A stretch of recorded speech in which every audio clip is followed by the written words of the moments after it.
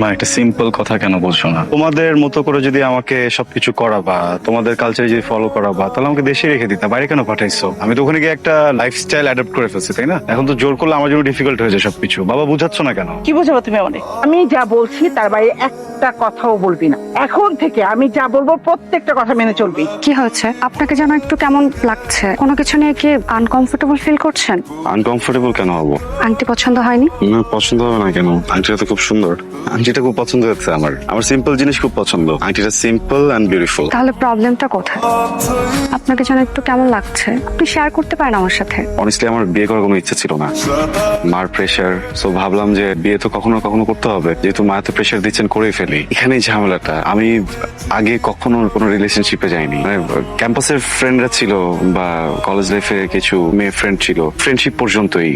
এর উপরে বা এর বেশি কখনো কোনো কিছু ভাবিও নি। সবসময় কাজ নিয়ে বিজি ছিলাম বা স্টাডি নিয়ে বিজি ছিলাম। মেয়েদের সাথে ফ্রেন্ড জোনের বাইরে গিয়ে কথা বলা, কোনো কানেকশনে আমি একটু আনকমফোর্টেবল। সময় লাগবে, ঠিক হয়ে যাবে।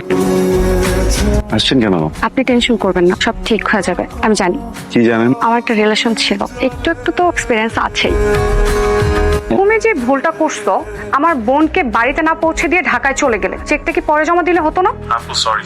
চুপ করো। তুমি যেহেতু চলেই গেছো, তোমার আর আসার দরকার নেই। কি হচ্ছে মা? আর বলবেন না আন্টি, ড্রাইভারকে বলেছিলাম আমার বোনকে রিসিভ করতে, ও তাকে ফেলে রেখে চলে গেছে। এটা যে ব্যাপার হইলো, এটা নিয়ে মন খারাপ করে কিছু নেই। আমাদের গাড়ি তো আছে নাকি? স্বামী, আই স্বামী, হ্যাঁ বলো। গাড়িটা নিয়ে একটু স্টেশনে যা। স্টেশনে কেন? বোন আসতেছে, তাকে পিক করবে। সমস্যা নেই, আমি তাহলে গাড়ি চাবিটা কাউকে দিয়ে দিচ্ছি, তোমরা পাঠিয়ে দাও। হ্যাঁ, কাউকে কেন?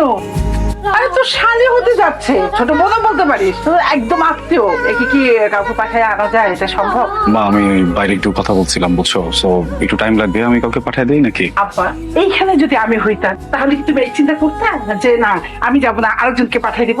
তোমার সাথে আসলে কথা পারবো না, যাচ্ছি আমি চেঞ্জ করি। আরে দাঁড়া, চেঞ্জ করতে হবে কেন? সুন্দর লাগতেছে তো। বাবা একটু চেঞ্জ করে যাই, এই কলটা তো আমি নিতেই পারি নাকি? আচ্ছা তাড়াতাড়ি কর। Thank you. আপনি আমাকে ডিটেলটা দিয়ে দেন। মেসেজ করে দিচ্ছি। এইবার মুখে হাসি ফুটেছে।